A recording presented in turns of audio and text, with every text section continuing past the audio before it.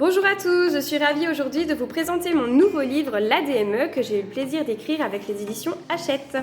Ce livre est complémentaire au premier que vous connaissez sûrement, Comme des grands.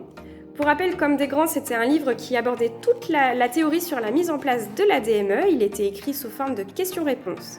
Vous y trouviez également des présentations d'aliments et des recettes spécifiques aux débutants. Je vais maintenant vous parler des outils qui sont présents dans ce nouvel ouvrage. On débute le livre par le sommaire que vous avez pu découvrir ces dernières semaines sur mon compte Instagram et Facebook. Le livre commence par les grands rappels sur la théorie. C'est pas aussi poussé que dans mon livre Comme des grands, mais ça peut vous permettre quand même de commencer l'ADME en sécurité et en sérénité. Donc il y a par exemple les prérequis, les contre-indications.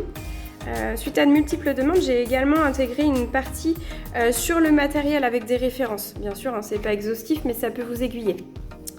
Il y a bien entendu un rappel sur les mécanismes physiologiques, gag réflexe, fausse route et étouffement. Et j'ai intégré également les manœuvres de désobstruction des voies respiratoires. Ça, c'était une demande que vous m'aviez faite. On le sait, il n'y a pas plus de risque entre la DME et la diversification traditionnelle, mais connaître ces mouvements, c'est quand même très important. J'ai fait une partie, bien entendu, sur l'évolution des textures et des formats d'aliments en fonction des étapes d'apprentissage, avec des petites illustrations pour vous aiguiller. Un petit rappel en 16 étapes de tout ce que vous devez connaître pour la mise en place des premiers repas. C'est vraiment spécifique aux débutants. C'est beaucoup plus poussé dans Comme des grands, mais ça vous permet quand même de débuter en sécurité. J'ai fait un encart pour les règles sanitaires pour les aliments crus, cuits, fumés. C'est quelque chose qu'on a tendance à oublier et qui est vraiment important. Donc voilà, sur la théorie. À la fin de cette partie théorique, il y a un petit récap. Alors bien entendu, vous pouvez utiliser vous aussi pour les premiers repas. En gros, ce sont les éléments indispensables qui vous permettent de savoir si votre bébé est prêt à commencer, si l'environnement est propice, si tout est bien en place pour le premier repas. Donc voilà, n'hésitez pas à cocher aussi, notamment dans les premiers repas, pour être sûr que tout est bien en place. Nouveauté dans ce livre, les menus de saison. Donc en fait, pour chaque saison, vous retrouverez une semaine de menu. Donc voilà, c'est fait comme ça.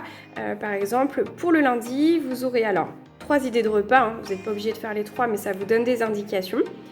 Pour chaque repas, vous avez 2 à 3 aliments. Vous avez également une ligne pour l'introduction des allergènes.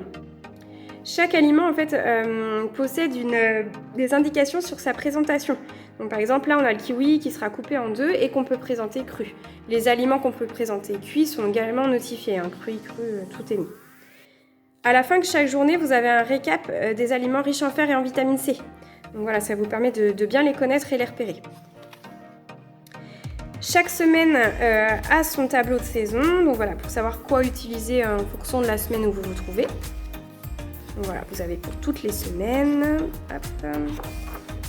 Ensuite, vous avez un autre outil qui s'appelle la classification des aliments. Donc en fait, vous avez par exemple dans la catégorie protéines végétales, les légumineuses, les céréales. Dans les légumineuses, on va retrouver les lentilles. Donc pour chaque aliment, vous allez savoir s'il y a du fer, de la vitamine C et s'il y en a beaucoup, peu ou pas du tout. Voilà, c'est notifié par des petits astérisques qui sont bien entendu expliqués dans la notice. Vous aurez également des idées de présentation spécifiques aux débutants. Si vous voulez savoir comment on présente les aliments pour un bébé qui est en milieu de progression ou en fin d'aventure DME, il faudra plutôt vous référer à Comme des grands. Il y aura beaucoup plus d'annotations. Pour ceux qui sont intéressés pour savoir comment évolue le bébé et ce qu'il a goûté, vous pourrez cocher aussi les catégories d'aliments que vous lui avez proposées. Donc voilà, on a tout. Fruits à coque, protéines animales, les légumes, les fruits, les matières grasses. Il y a également un rappel avec les allergènes prioritaires et des idées pour les présenter. Dernier outil de cette partie, on a le planning à compléter. Donc il y a 3 idées de repas avec des petites notifications. Par exemple là, pour l'idée de repas numéro 1, il faut présenter quand vous souhaitez dans la journée. Pensez juste à ce que votre bébé soit en bon état d'éveil et que tout soit bien mis en place. Donc pour vous aider, donc en fait vous avez céréales là. Il va falloir vous référer à la partie céréales du livre et obtenir des idées de ce que vous voulez mettre dans votre menu. Voilà, céréales. Hop, vous notez, vous remplissez votre menu. Un conseil, remplissez-le avant de débuter votre semaine, comme ça vous aurez déjà votre idée d'équilibre sur la semaine. Pour chaque journée, vous avez un rappel des aliments riches en fer, en vitamine C. À savoir, si vous testez un allergène, vous verrez l'allergène, il est mis dans le repas numéro 2. voilà, pour vous aiguiller sur le rythme d'introduction.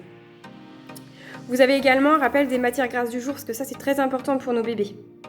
Et enfin, chaque journée comprend un petit encart notes si vous avez envie de signaler, si vous aviez trouvé des petites astuces, des choses à mettre par rapport à ces repas-là.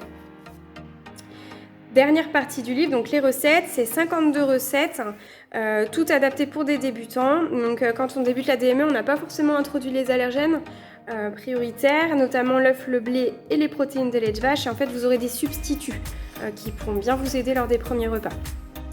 Je vais vous présenter une idée de recette. Donc là par exemple ce sont des barres de céréales. Donc vous avez le temps de cuisson, de préparation. Vous avez dans le petit encart en haut à droite l'allergène présent s'il y en a. Et cet allergène est également notifié dans la liste des ingrédients puisqu'il est notifié en gras avec un astérix. Comme ça vous permet de bien faire le lien. Vous avez également la présentation de la recette, bien entendu, et des variantes possibles, c'est-à-dire que vous avez une recette mais vous en avez plusieurs. Par exemple, là c'est des barres de céréales amandes et pruneaux, vous pouvez par exemple remplacer les pruneaux par des abricots ou des raisins secs. Ça c'est possible et du coup ça vous donne plus de possibilités de recettes. Vous avez également la conservation, ça c'est quelque chose que vous me demandez régulièrement. Comment on conserve cette recette ? Par rapport au design, à l'illustration, je tiens à préciser que la recette finale à prendre en compte et sécuritaire pour un débutant, c'est celle qui est terminée, c'est pas avec les ingrédients disposés autour. Pourquoi ? Parce qu'on voit bien là, par exemple, que les amandes ne sont pas sécuritaires. Donc ça, c'est purement décoratif. Ça vous permet de savoir quels ingrédients sont présents dans la recette. Par exemple, là, on aura les pruneaux et les amandes, pardon.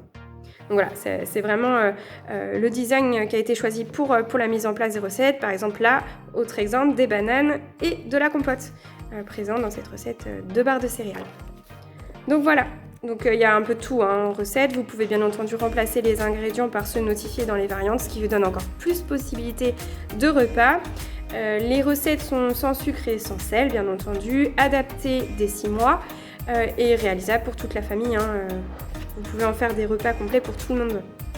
Donc voilà, j'espère que ce livre va vous plaire. N'hésitez pas à me faire des retours, à me taguer sur Instagram, Facebook et puis à montrer vos belles réalisations et vos retours sur ce que vous avez pensé de ce livre. Belle journée!